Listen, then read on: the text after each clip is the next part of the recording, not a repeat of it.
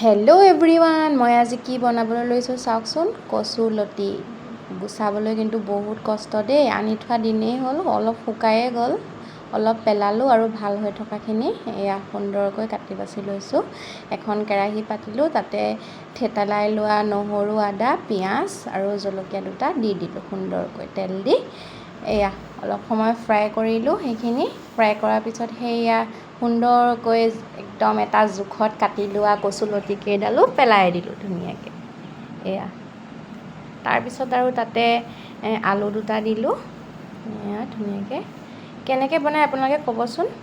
মই ইমান ভালকৈ নাজানো বাৰু, খাই ভালেই পাওঁ কিন্তু আৰু মাছৰ লগত বনাই বুলি গম পাওঁ।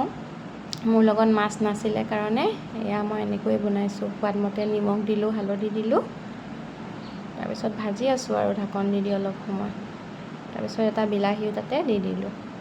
এয়া শুকান মাছৰ লগতো খাব পাৰি। মই শুকান মাছ আনি থৈছিলোঁ, এই খাওঁকৈ থাকোঁতে বেয়াই হৈ গ'ল। তাৰপিছত আৰু অপশ্যন বি এপ্লাই কৰিলোঁ আৰু দাইলৰ সৈতে বোলো বনাই দিওঁ। এয়া দাইল কেইটামান তিয়াই ৰাখিছিলোঁ, দাইলকেইটাও পেলাই দিলোঁ তাতে। এয়া ভাজি আছোঁ আৰু অলপ সময় লাগে কিন্তু দেই ফ্ৰেণ্ডছ ভাজোঁতে, ইমান সোনকালে নিসিজে কিন্তু। এয়া পানী দিলোঁ, পানী দি মই উতলাই থাকিম আৰু এয়া কম ফ্লেমত পূৰা উতলাই আছোঁ। মাছৰ মাথা দিও খাব পাৰি চাগে, আৰু এদিন বনাই চাব লাগিব। এয়া মই অলপ নেমুৰ ৰসো দি দিলোঁ তাতে, জ্বলা টেঙা ধুনীয়া লাগিব খাবলৈ বুলি।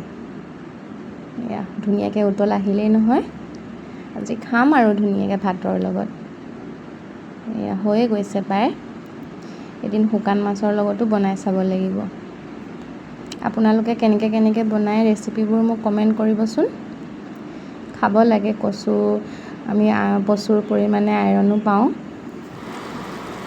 হেল্ডি বস্তুবোৰ খাব লাগে আৰু তাতে নেমু দিয়া জোলকণ মজা লাগিলে খাই।